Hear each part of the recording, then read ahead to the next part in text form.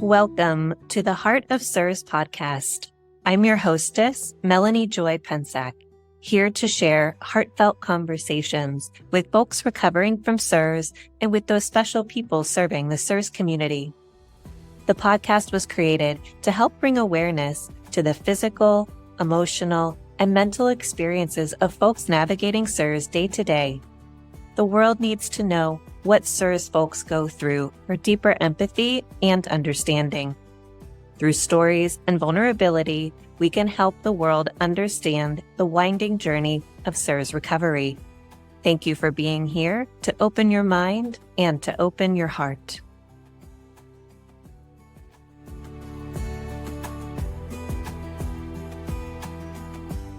Hello, everybody. Today, I am looking forward to being in conversation with Narissa Cannon. She is somebody that I've connected to through the online world of Instagram. One of the gifts of social media when going through an illness and feeling isolated is really coming across folks who are going through similar experiences and who are engaging with the world really in inspiring ways. Narissa has a SIRS diagnosis, and her profile is filled with photos of her outdoors, adventuring, using adaptive equipment to help her access trails and mountains and even rock climbing spots. Narissa, I think we both share a deep love for the natural world and value the importance of play outdoors in our lives. And so it's really a pleasure to have you here to talk more about these topics and SIRS today. So thank you so much for joining. Thank you for inviting me. So tell us a little bit about where you live and play outdoors and how you got involved with adaptive adventuring. What led you to that place? Yeah, so currently I live in southern Utah, southwest Utah, which is an incredible spot to live if you love the outdoors. I'm essentially central to about 5 national parks. So Bryce, Zion, Capitol Reef are very close. And then a little bit further, you'll have, Arches and Canyonlands. Even outside of the national parks, we've got a ton of national forests, BLM, just an incredible area to enjoy if you love the outdoors. I live in a smaller town, which can make navigating SIRS challenging, but it's definitely worth it. I'm able to live out on some farmland in a tiny house. But as far as how I got started with doing things adaptively, I was about, it was 12 years ago now. I had left college. I moved to Aspen, Colorado, and I started learning how to ski. I ended up working on the lift, and this was before I noticed any physical symptoms. And then I lost skiing when my physical symptoms developed, and I was still living in Colorado at the time. And I was pretty low. I did not want to continue living. I found my physical capabilities, what I defined myself with, what I defined my worth with, was how active I could be, how much I could move, how independent I could be. And when I lost that and I couldn't find a way out of it, I remained undiagnosed or misdiagnosed and ill-treated by the medical community. And I reached a pretty dark place where I was making plans to take my life. And I had a friend tell me to wait 6 months. I don't know why, but she asked me to wait 6 months. And if I waited the 6 months, then she would understand. And I was like, okay, if I've got 6 months, I'm going to make the most of it. And I ended up connecting with an organization called No Barriers. They're a nonprofit founded by my now friend, Eric Weinmeyer, who was the first blind man to summit Everest. And they do these summit events where they introduce people with a variety of abilities or people from different communities, caregivers, youth, veterans, to ways to adapt to different activities and to life in general. And I got a scholarship to attend their 2016 summit in Copper Mountain, Colorado.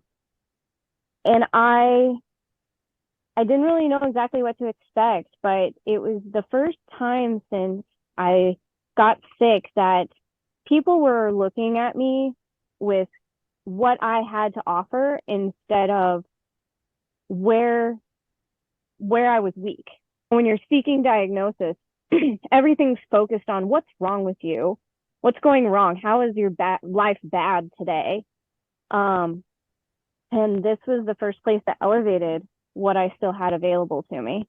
This is the first time I was really exposed to that and to many people who thought in that same way.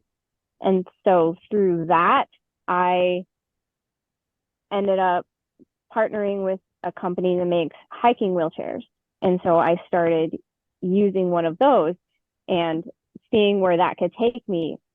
And through the connections I made with No Barriers and that hiking wheelchair, a couple of years later, I summited my first Colorado 14er. And for those who don't know what a 14er is, it's a mountain that's over 14,000 feet high. So I did most of it in my wheelchair with the rope team. And then the last bit that the wheelchair couldn't handle, one of the teammates carried me over the boulder field to the top. I continued to just see what I could do. I started rock climbing after the 14er event with an organization called Paradox Sports and started to connect with people in the discipline of rock climbing that was most suited to my abilities. And I guess it was that mindset of what am I still capable of that led me to continue to just push and try different things. And I was able to get back to skiing eventually. I am a sit skier currently, and that was really where it started to come full circle, was because skiing was like oxygen to me. So to finally be able to get back to skiing was huge. I would like to, if I could, ski on 2 feet again, but it's good for now.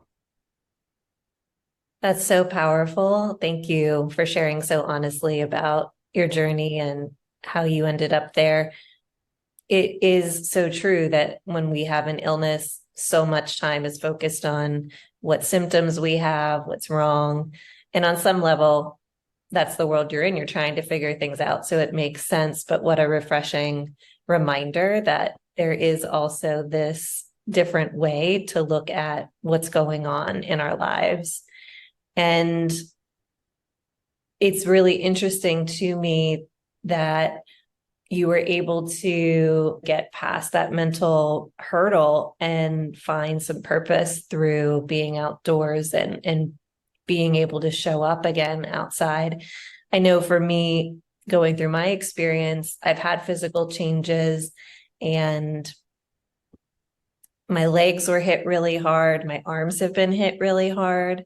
There was a time at the first part before I got diagnosed with SIRS that I was in a wheelchair off and on for a little bit, but I go through periods of varying levels of weakness and strength. And some days it's fine and some days it's not. And it's really a disorienting process when you start to lose your physical abilities where things are changing like that. And I've had to really process, like, what do I even consider myself? And I'm comfortable now with the language of dynamically disabled, where some days I'm very capable and other days I need supports. But it is very disorienting. And I was also somebody that I would hike for miles and miles in the mountains and was very active. And to have that change, for me, it was really abruptly. I don't know how abrupt it was for you. It's been a process to grieve that and to understand how can I still show up in the world. And I find it really, I'm curious about the equipment. Like, how did you feel safe with an adaptive wheelchair or adaptive skiing equipment or rock climbing? Did you have to reorient to safety at all? Because my body sometimes feels so unreliable that there's almost just a fear of going out in those spaces and something happening in those spaces. So how do you work with all of that? Yeah, that's a good question. At first, I guess I trusted the equipment more than my body, as silly as that sounds. I learned that I'm not a comic book nerd. I'm going to get, if I'm quoting anything comic book related, I'm probably going to get it wrong. But from my experience here, Batman does not have any superpowers. All of his superpowers lie in his equipment, in his adaptive equipment. And that's how I started thinking about it, is where I'm limited, the equipment is making up for it. And I could trust that more than I could trust myself. Now, there is still that aspect of, if I'm using my crutches, I still need to be able to have my legs function to a certain point. Mhm. And navigating that has been very difficult and a big blow to my ego. I went to an ice climbing clinic in a couple of years ago, and I was able to crutch into the crag. I only did 2 climbs, and I could tell in my body I needed to stop, because I would not be able to get myself out if I continued. And people would say, "You sure you don't want to climb again? You sure you don't want to climb again?" And they're just being nice, but it makes me feel weak. It makes me feel less than. And so I would say that's something I'm continuing to navigate over and over and over again, is how to listen to my body today in the moment, and not just say, "I did this once, I should be able to do it again," or today. Even it becomes a challenge. And then you just have to learn to deal with your equipment similarly to how you would your own body. I need to have a backup tube for my wheelchair, or an emergency CO2 thing to fill it if it gets a flat, or I need to be able to have an Allen key in case I go on trail with an Allen key with my crutches and extra tips, because I've lost tips in mud crossing streams before. And so now I carry an extra tip so I don't have to search in the mud or risk just having to hike on a pole, which is not going to happen. It's not going to go very well. I think it's learning the parameters in which you are now having to function. And I completely relate with what you said, is there's a dynamic component to the mobility that I deal with, where there is a baseline, but some days are a little bit better and then some days are worse. And you might make a plan to do something thinking that that's within your ability, and then you get there and your body says, "I am not up for this today." Yeah. And I am incredibly stubborn, and I don't always listen to what my body wants to do, and I end up paying for it as well. So that's something that I'm still navigating. Yeah. In the SIRS recovery process, I think it's so important to highlight this point that it's an opportunity to get really intimate with your own body. And it's a process to develop that skill, and to also, learn to say no if something is too much. I know for me, I'm still learning that as well, because it continually changes as I go through the recovery steps, and different points in the recovery process for SIRS bring up new challenges, and you have to pivot to that. It's hard. I think one of the pieces that I have to work with is, I don't know if you've had this experience, but just being able to show up and explain that even with other people, because sometimes I can be okay with the dynamic ability of my body, but it seems to be confusing for others to understand that in one moment I might be perfectly able to like walk to the mailbox and go and get my mail, or walk around the block, and then I can't do it again for 2 weeks. And it's really interesting to see the reactions from other people around that. And I'm finding myself really having to be an advocate and educate people on what a dynamic disability is, because I think people have sometimes a certain viewpoint, and then they expect so much from me physically. And I have to be like, wait a second, I have to remind you, I might be able to do this today, but I might not be able to do it tomorrow. And that's not necessarily a backslide. It's just the reality of a changing body. I think I've been lucky in that the people I've been around, if they have thought that or felt that way about me, they haven't overtly expressed it. My biggest critic is within. Mm, I feel constantly, constantly every day, like, why can't I do this? I did that before. yeah. Or why is this so much harder today or right now than it was an hour ago or yesterday? I I find the people around me have much more grace for me Mhm. than I have for myself. And So, so maybe I've been lucky. yeah, it brings me to the question of when you came to your SIRS diagnosis, did that help with the ability to be kinder to yourself around your abilities? From what I understand, that came later, the SIRS diagnosis. And so how do you process that within your physical body? Like how does that intersect with the development of your abilities over the years? Yeah, my SIRS diagnosis came nearly 13 years after I first started getting sick. I where I understand now that I understand it's SIRS, my SIRS actually started pretty much exactly 13 years ago now. It started with severe, almost overnight mental health issues. I had a triggering event. I was living in severe exposure. That's actually an interesting exposure. I was living in housing that was supplied by my employer at the time. I won't say who just in case, but I was supplied by my employer at the time. They couldn't rent it out to the community. It was a seasonal employment, and I was living in it in the off season during college. They couldn't rent it out to the community because it was technically condemned. And I said, "Oh, why is it condemned?" And they said, "Oh, it's because there's bats living in the walls." And that didn't bother me. I love bats, but I didn't understand like all of the issues that can come from that. And so that's what I was living in. And obviously, I have the gene that makes me susceptible. And then I put myself and lived in that building for 2 years. So it started as mental illness, severe mental illness. I developed a severe eating disorder. And it was about 3 years into the mental illness that the physical symptoms started. And I navigated that with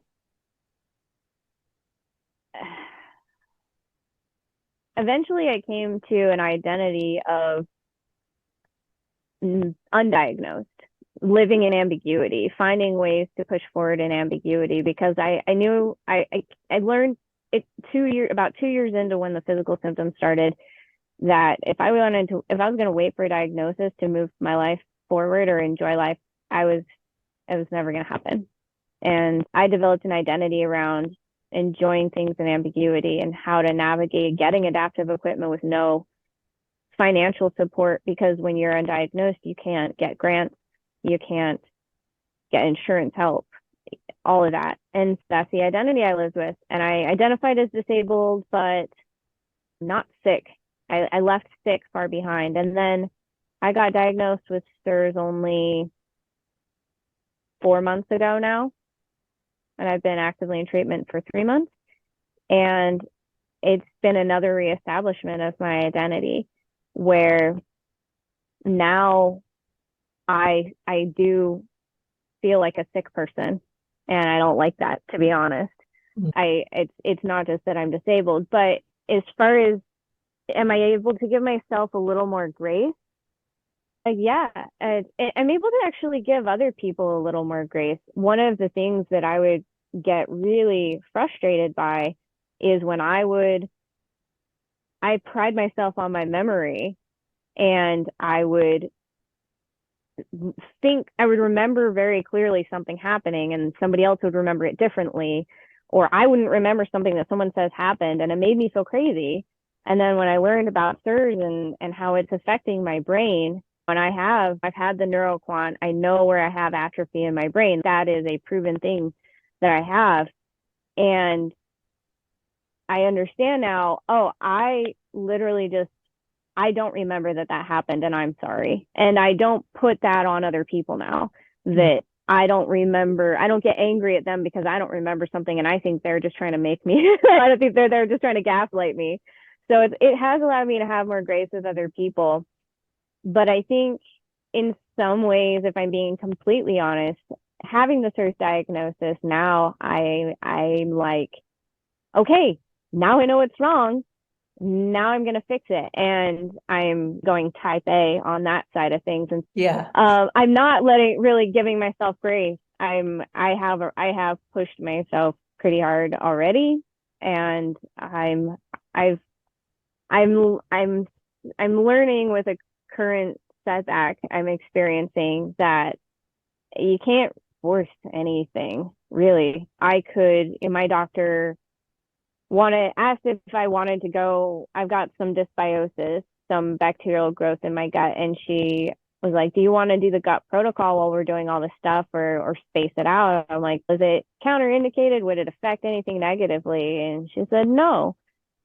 And so I said, yeah, let's just do it. Let's just get it done. Let's just get it done. And I'm wondering if that pushed me over the edge, or if maybe I was taking the amount of the binder I was on maybe was more than my body could handle. I always expect I can just push through it and tough it out, and my body is just not having it. And so I'm still learning to give myself a little grace through the diagnosis. I just want to fix it now that I know what's wrong. And that's just not reality and how it is, how it works. I appreciate your honesty with that. And I laugh with you because that is me. I definitely have that type A personality. And all right, let's fix it. Let's move this along. And if I'm being honest, I had the idea as a high achieving person in most areas of my life, I'm going to be the first person who gets through this protocol the fastest. I'm like, I'll do it. I'll follow everything to a T and it'll be done and done. And my body was also not having it. And for me, it was about 7 years before I got to my diagnosis. So that's many years of just different systems of the body becoming more dysregulated, dysfunctional, and the body needs time to process the toxins, to get things out, and to go through the steps. And I have also pushed myself too far and seen it backfire many times. And one area is specifically related to gut. For me, I've had years of gut issues. That was really my first issue that came up, and gone through different gut protocols at different points in the recovery process. And every time my body just says no. And it's not where I just have a small reaction and bounce back quickly. It's like huge amounts of inflammation, really strong reactions to herbs and supplements, and I'm filled with infections. Like my infection level is pretty crazy right now, but I'm stuck because I have to pay attention and go slow and listen to the body. Every time I try to push it, it has its own way. And it's really humbling. It's really humbling to have to just slow down and stop and say, okay, you're in control here. I have to completely surrender to when you're ready. And it's hard though. It's hard. Yeah, especially when you have been sick for so long. And like you said, I did the same thing. I went all in. I did, doing everything they asked me to do. I'm doing supplemental oxygen at night. I do every supplement they recommend. I space everything perfectly from my binder. I track everything. Then it's just not happening. And I can't, you can only control so much. And that surrender aspect is really frustrating when you've been sick for so long, because you're so ready to get better. You'll do what it takes to get better. And then it was described to me by a nurse practitioner at the CIRS clinic I go to. I was expressing some frustration that I haven't seen the improvements that I hate to say it this way, that I felt like I was promised. That sounds so privileged or entitled, but I was expecting more after 3 months of being on the binder and doing everything they said. And she said, what we've been doing, I've upended my life. I've changed my lifestyle. My work is luckily flexible and they let me go remote. We're building, I live in a tiny house. We're building a completely external decontamination room with a shower and a washer dryer. There's been a lot of expense and a lot of effort within the last few months. So I should be getting better. I've earned the, she said, well, we are just removing the obstacles to healing. You haven't even started healing yet. I was like,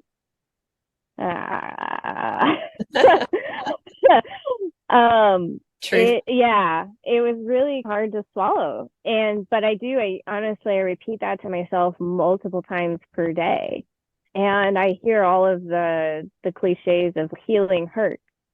And if you can relate it to surgery will make you better, but they tear you apart first. And I'm sorry, I'm bringing all these analogies in, but it's how I process my experiences. I often feel like that car that someone didn't take into the shop for a long time, and now they finally need an oil change. And they go in for the oil change, and then they find this thing wrong, and then they fix that thing, and then they find that thing wrong. And everyone, I'm sure, who's owned a car has had this experience, and they're like, I'm never going to the garage again, because once I start fixing something else breaks. And that's how I feel with my body is the way my tests are coming back still. They're like, oh, you have this autoimmune disease is starting to turn on. We have to keep an eye out on. And then, oh, now you're having these liver issues. And now I was just coming here to get the biotoxins out. And then you were going to heal my brain. And that's how it was going to be. I didn't know that. They call it multi-symptom illness. And I think I'm finally really starting to understand what that means, because they're trying to heal everything. Everything is malfunctioning. And when you fix one thing, it affects another thing. Or when you try to fix one thing, it puts stress on another thing. And it's complicated. And I wish it was straightforward. Yes, the Shoemaker protocol is this very laid out triangle. Yes. Like you start at the bottom and you get to the top. And in my experience, it's 2 steps up, 1 step back, circle around, 3 steps up. Oh, there's another spiral back down. Yeah. And I'm at the top technically right now on VIP, been on full dose VIP for 5 months, and there's still things that we're playing whack-a-mole with, because as you pointed out, something shifts over here and then something else changes, or you have an exposure, or hormones change, or diet changes in some way, and something else gets out of whack. And it feels whack-a-mole, just trying to put out fires as they come up. And at this point, I can ride the waves and sometimes even laugh about it, believe it or not, but it is a hard part of the process, I think. Yeah. And like, I'm not trying to discourage anyone who's just getting started with this, but I think because the Shoemaker protocol is so clearly outlined, I knew that healing wasn't going to happen linearly, but I guess I didn't expect to feel like I backslid and got sicker than before I started the protocol. Yeah. And I don't know what your experience has been, but that's where I'm at right now. I just got today, I just got results from redoing certain labs, and some of the main markers of SIRS that we go over, TGF-beta1, MMP9, VEGF, multiple of those that we retested. I started before binders or anything. I started with a couple of the big markers in healthy ranges. I was like, I'm like further along, it's not going to be as hard. And now I have crashed those currently. So in a sense, I am sicker than I was when I started, and on paper, and yes, by my experience. And I think the hardest part when you're in that place is to stay the course. Mm-hmm. That's my goal each day, is just to stay the course right now, because I know the science is sound, and that's what I'm trying to trust in right now. It's very difficult, but so I don't want to discourage anyone who's just getting started, but I think I would have appreciated a little bit more of a realistic approach start going into it for myself, that this could happen. I didn't think that this was what could happen. Does that make sense? Absolutely. I completely relate to what you're saying. I like to know the reality of things. And it is a very effective process. And I do think that sometimes those delicate pieces of how hard it can be and the up and down are omitted when people are talking about it. And so I think it's really important, as you're saying, to not discourage people, but to be really real, that it's not always rainbows and roses. Mm-hmm. and that there are times where you may feel sicker and then you feel better and something shifts. I definitely have had that on my journey too, where numbers have unexpectedly jumped up very, very high. And then that felt really discouraging after so much work. I'd say that was for me probably about 6 months into the protocol. My TGF-1 went hugely high. And I had been doing the Actinos protocol for a while and was really upset. And as we learn more about these different bacterias and how they affect the body and how things change, I learned that, for example, TGF beta 1 could spike for a while we're working on Actinos, and then it drops again. So there's new patterns and things that they're learning, because this biotoxin illness world is really ever evolving right now. And yeah, I think what you pointed to with trust is really a big piece of jumping into this protocol, because we have to trust that the research is sound and that it works. And there's people before us who've overcome it and are functioning, including many of the doctors that we see. And I think it's important to be in community with the people who have gone through it and overcome SIRS as a reminder that it can be done. I think about several of the SIRS doctors who have had this, and they're quite functional and Yeah. doing a lot of great work in the world, and people who have become IEPs or health coaches. And I have to look to them as reminders. Okay, when I feel terrible because I just cleaned my bathroom and I can't move for 5 days, that there is possibility of really overcoming this. And it takes a lot of mental fortitude to remind yourself of that daily sometimes. Moment to moment sometimes for me. Yeah, I absolutely hear you on that. Because it sort of becomes all encompassing for your life. It feels everything from the moment I get up and what can I eat because of SIRS? How do I have to time things because of SIRS? What do I have to clean because of SIRS? Where can I go because of SIRS? How do I have to wash my dog's paws off? How do timing my shower so that I can go to bed with clean hair? All of these things. How often do your life is changing clothes after you've been somewhere. It's just completely all encompassing. And I think, yeah, for me, I've tried to find a couple of things that are separate from SIRS, that have nothing to do with SIRS. And in the end, it all still feels like it comes back to SIRS. Yeah. But I don't know if you've experienced that, to have something that just is not necessarily connected at all, but that's something I've been striving for. Absolutely. I think that's such an important point to bring up to people who are going through it. Once you get through the initial phase of finding a safe home, feeling safe in your environment, and getting your binders going and your medical team going, I feel like then there's some space that opens up to be able to even think about things outside of SIRS, even just a smidge. I think for many people, there's this critical period of time. And I want to point this out for people who are listening who might just have a friend or a family member going through it. The first multiple months are very much oriented around the patient feeling safe.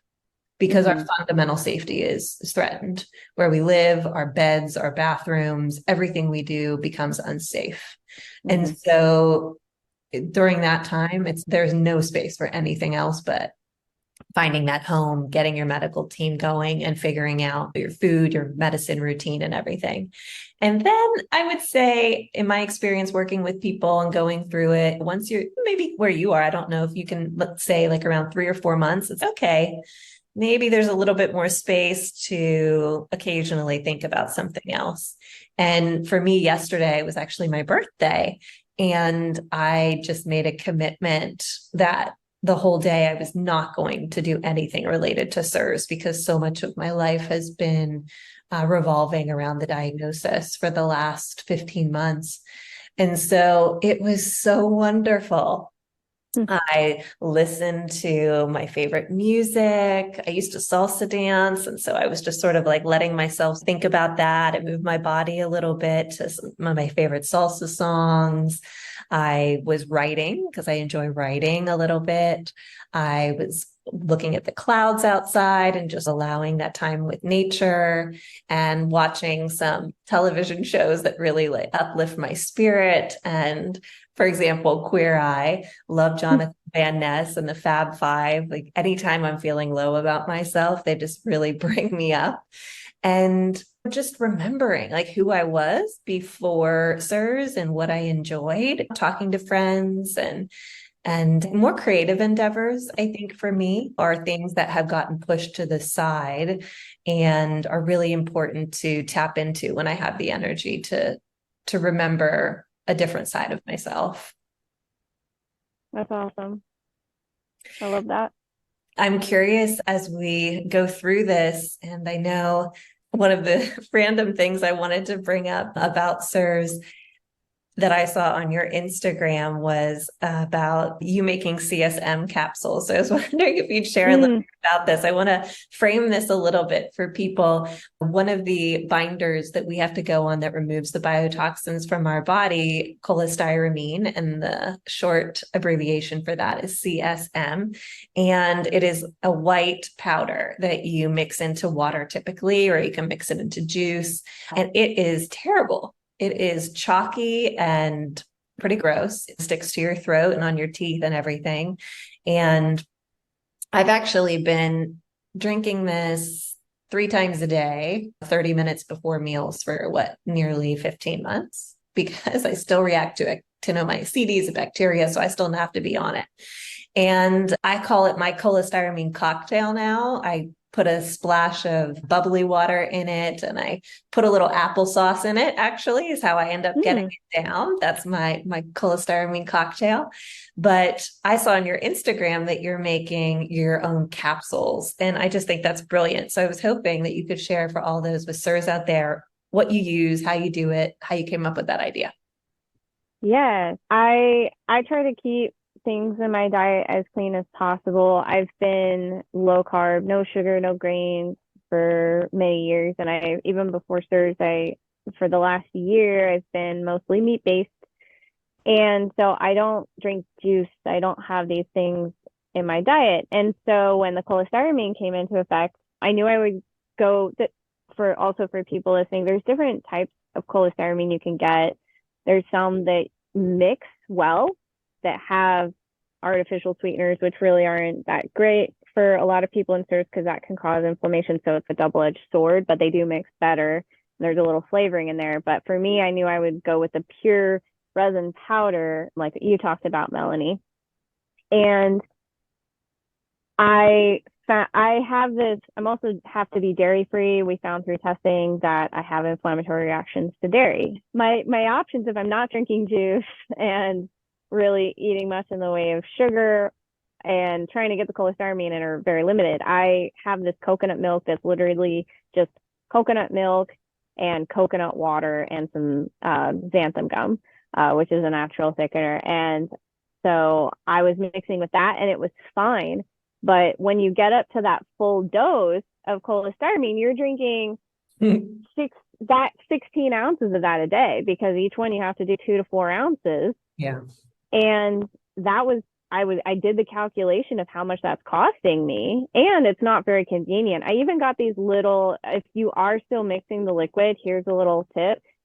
There's about 5-ounce little silicone flasks you can get that are meant to mix energy gel in when you get powdered energy gel. And you can, because they'll suggest taking it in jars, and I'm like, that could break, but I can throw one of these in my purse and I could take it with. So if you are still doing it liquid, I recommend the 5-ounce flask, silicone flask. But yeah, I just did not want to keep having to buy this milk and then coconut milk. And there was still a lot of sugar from the coconut water that's in it. And I'm like, I'll just try it with water. How bad can it be? How bad can it be? And Melanie, have you tried it with just water? Oh yeah, it's so Oh, terrible. it literally just created like a block in the back of my throat. I was just like, what? Yeah. It was so chalky. It was so bad. And I'd heard about the encapsulated cholestyramine, and the pharmacy that I get it from will encapsulate it for you. However, even at the special pricing they give my STIRS clinic, it's double the price of what the cholestyramine is on its own. Double. That's why. Which is not cheap. Like that is when you're, especially when you're already paying for appointments and tests and other supplements and things. It's not cheap. I I'd heard you could encapsulate it yourself, and I started doing some digging. So I found this little machine. It's called the All In Capsule, and you won't find it on Amazon. You'll have to get it directly from their website if you're interested. And you can buy it in different sizes. I went with the largest. I did a 000. I know that's a big pill for a lot of people to swallow, but I wanted to try to keep as few capsules as possible going with myself. And then I followed the instructions and I made a batch. It makes 100 capsules at once. I would say it takes me less than 15 minutes to make 100, and that'll last 3.5 days at a full dose of cholestyramine. The biggest thing you'll want to do, no matter what size capsule you choose, is once you've made your capsules, take the scoop or whatever they have you measuring your dosage with, and open the capsules. Make sure that the amount matches what you should be taking and know how many capsules that is. So for me, that ended up being 7 000 capsules for 1 dose of cholestyramine. So I was taking 28 of those a day at a full dose. Yeah, and get a pure capsule. I get a bovine capsule, bovine gelatin, and you can just get those on Amazon. There's $20 at most for 500. So it is actually saving me money than buying the coconut milk, and it's significantly cheaper than having the pharmacy do it. I even spoke to the pharmacy about doing this myself, and I told her how I reopened the capsules and measured, and she's okay, you're good. So she's totally fine with it, totally supportive, and so is my service provider. What's great about that is because I do work for a backpacking company. I can't go on all of their monthly trips, but they do monthly company trips, and recently in June there was one, and I wasn't sure how it was the first one since SIRS. And I'm like, I need to take cholestyramine on this trip. That's what prompted me to do this, because I needed to take cholestyramine in the backcountry. And it's having it encapsulated has just been incredible for keeping me consistent. I can just throw it in my bag if I'm going to have a busy day of errands. I highly recommend looking into it. It does take a little time, but honestly, it's, like I said, less than 15 minutes for every 3 days you use it, to me is worth it. Absolutely. Yeah, definitely. If it can save the mixing and just make it a little bit easier, then that's a fantastic option to speak with your doctor about and make sure you're getting the dosing right and everything. Absolutely. Yeah.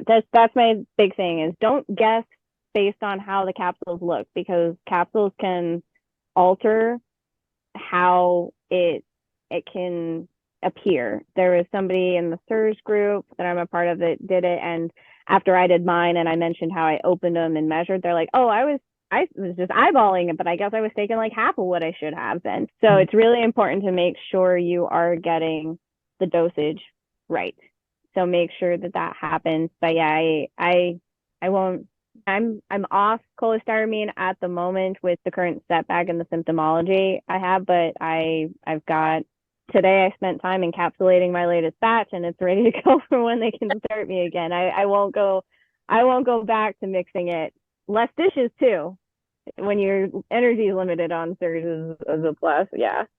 Yeah, if you have a high energy day, take those and get it done. Exactly. Exactly. So as we wrap up, I have just a series of questions that I ask everyone I'm in conversation with. And the first being, what do you wish people in the world knew about SIRS? That it exists. I I feel like I maybe could have gotten help sooner. I wish more physicians knew about it, knew how to test for it. I wish there was more support for it. I think just the fact that acknowledging that it's real, that it exists, is the key to getting SIRS patients what they need to get better. So yeah, I think I just people wish people knew that it exists, so And what do you that not? if they're dealing with it, yeah, that they can get help. Absolutely. What do you wish non-SIRS doctors knew about SIRS? That it exists. Yeah. I hate to sound like a broken record, but if I hear about so many people trying to access the blood work, and they'll even say that there's no such thing as MSH, they'll tell people. And just because you don't know about something doesn't mean it doesn't exist. But that's what I dealt with my whole. I've got a great deal of medical trauma I won't go into, but doctors not believing that something outside of their knowledge exists, not being willing to expand so that they can help more people get to root cause healing. I don't know why there's such resistance to that. I I think doctors should have a little bit more humility, and in that the human body is a complex thing and they're being asked to know a lot. So maybe they need to realize that somebody might tell them something that they don't know and that it's an opportunity for them to learn so they can better help someone. But I think just don't dismiss patients. And for people who live in small towns like me, so every time my clinic is out of state, it has to be. They're an 8 hour one-way drive from me. And so when they send blood work, it has to go to generally through LabCorp. Everyone's familiar with LabCorp or Quest. And the closest draw center for me is a 2 hour round trip drive. Wow. Because they might be, oh, you need to go get this blood work. I've been dealing with this over the last week with the acute symptoms I've been having. They're like, oh, we need to get some stat blood work on you. We sent your order, and I'm like, it's gonna have to wait a couple days. I need to figure that out. Like I can't just go. But if they were able to just send it to my primary, and he was supportive, and he could send it to my local hospital, I could get it done so much easier. It would just if we could have the support and the integration of non-SIRS docs with the SIRS specialists, it could just open up such a better treatment option for people. Agreed. If you were speaking to the SIRS community, the doctors, the IEPs, and you wanted to have one magic wish granted, what would you ask for? Oh,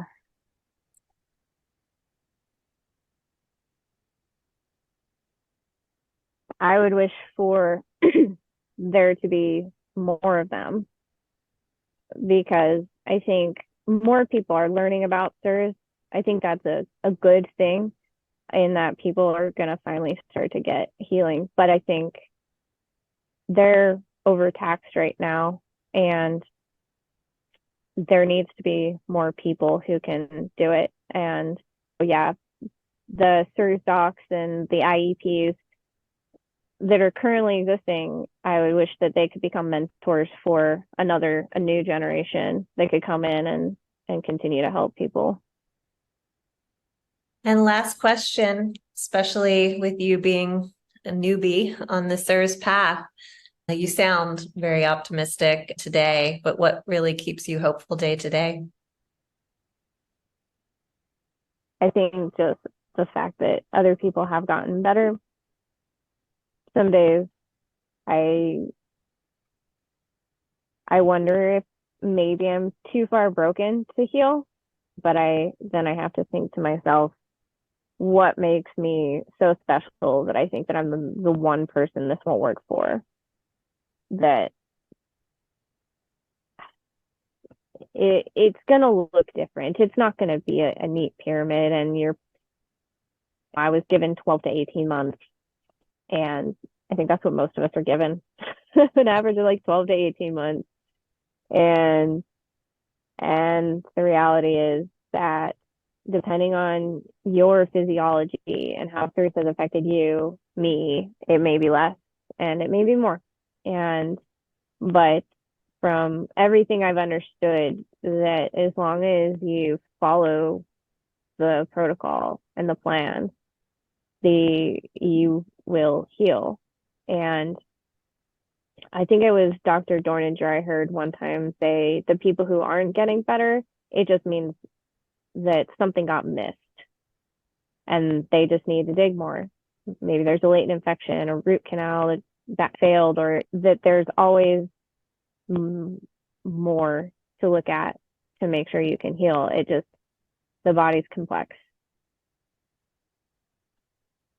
Nerissa, thank you so much for sharing everything that you shared today. It was really a fascinating conversation. Thank you for sharing your heart and being very vulnerable and open about your past and your journey and where you are today and the reality of the path. And I'm really grateful that you came on to talk to us today. It's been really inspiring. I'm sure people will want to follow your journey and your path. You're very vocal and open about what you've been going through. And how can people stay in touch with you and continue to follow your journey? I thank you. And I mostly will post on Instagram at Nerissa_Cannon, and Nerissa is NERISSA_CANNON. And yeah, you'll see, yeah, I'll talk about SIRS on there, and you'll get a lot of, fair warning, you'll get a lot of goat content. Of my baby pack goats. If you don't like goats, just don't bother. But wonderful. Thank you so much. Thank you. Appreciate it, Melanie.